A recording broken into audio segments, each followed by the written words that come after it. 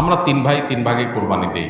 এক ভাইয়ের অবস্থা ভালো, তাই সে বেশিরভাগ টাকা দেয়, আর আমরা অল্প কিছু পরিমাণ শরিক হই। তাহলে কি আমাদের কোরবানি আদায় হবে কিনা? এটা একটা গুরুত্বপূর্ণ প্রশ্ন। কোরবানি দেওয়ার ক্ষেত্রে বিশেষ করে যখন ভাই ব্রাদাররা মিলে কোরবানি দেন, তখন এরকম পরিস্থিতি তৈরি হয়। একটা গরুর দাম ধরেন 70,000 টাকা, তো এক ভাই তার উপার্জন অনেক কম, সেজন্য সে 5,000 টাকা দিচ্ছে,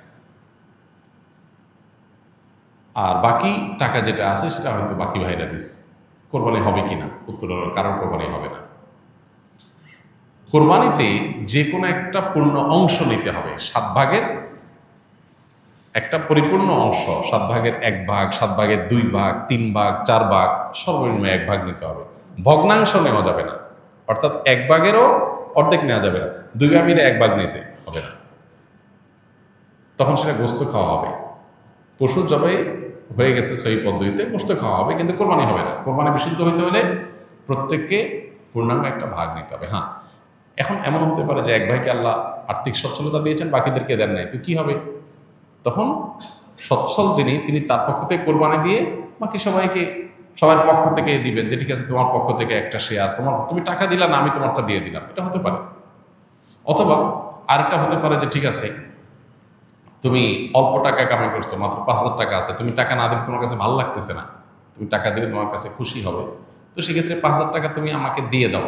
এটা কোরবানির শেয়ার না, আমি কোরবানিতে এটা লাগাবো সেটা ভিন্ন বিষয়, বাট তুমি শেয়ার হিসাবে দিলে না, এটা হতে পারে।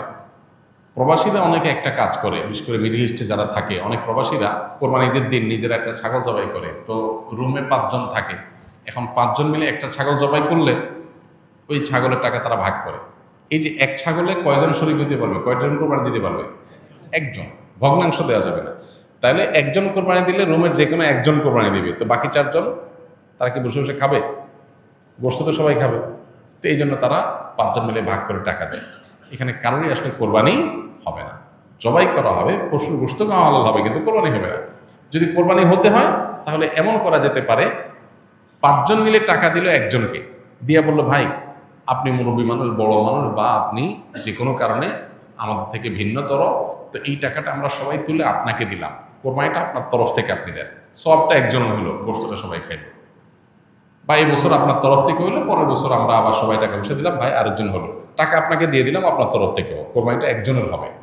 ঠিক একইভাবে গরুতে ভগ্নাংশ, এটার ভাগ এভাবে আপনার শরীক হওয়া যাবে না, পূর্ণাঙ্গ একটা অংশের শরীক হতে হবে, তারপরে কোরবানি বিশুদ্ধ হবে।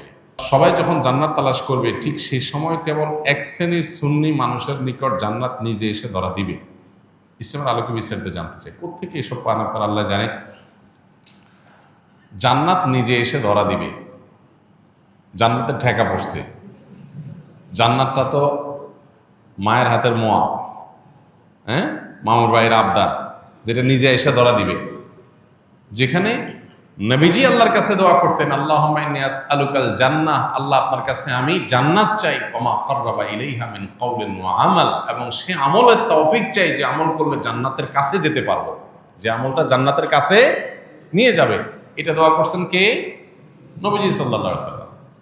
আল্লাহুম্মা ইন্নী আসআলুকাল জান্নাতা ওয়া মা কাররাবা ইলাইহা মিন কাউলিন আও আমাল, আল্লাহ সেই কথা, সেই কাজ আপনি আমাকে করান, সেই কাজের পথে আমাকে গাইড করেন, সেই কাজগুলো করার তৌফিক দেন, যেগুলো করলে জান্নাতের কাছে আমাকে নিয়ে যাবে।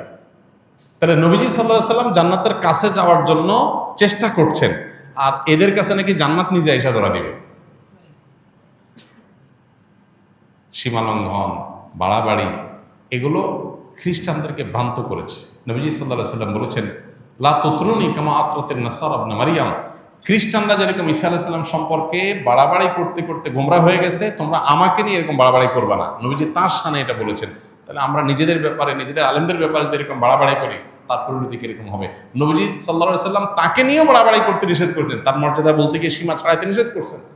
সেখানে এখন নিজেদের ব্যাপারে মর্যাদা বলতে গিয়ে এই পর্যায়ে চলে যায়, তাহলে কোথায় যাব?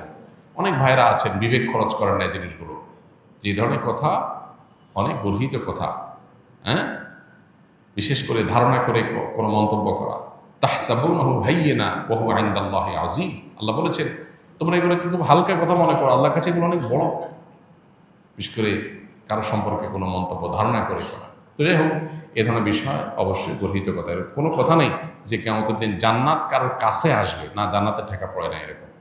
সবাই জান্নাতে যাওয়ার জন্য পাগল করা থাকবে, লালায়িত থাকবে, ব্যাকুল থাকবে, অস্থির থাকবে, পেরেশান থাকবে। নবী রাসূলগণ আল্লাহ রাব্বুল আলামিনের কাছে কিয়ামতের দিন অনেকেই সন্ত্রস্ত থাকবেন, পেরেশান থাকবেন। বিভিন্ন হাদিস দ্বারা সেটা বোঝা যায়। তাদের হালত যখন এরকম হবে, সেখানে আপনার বিশেষ কোনো এই যুগের কোনো মানুষ তিনি তার কাছে জান্নাত বা তাদের কাছে জান্নাত আগে এসে ধরা দিবে, এটা খুবই জঘন্য কথা এবং ভুল কথা।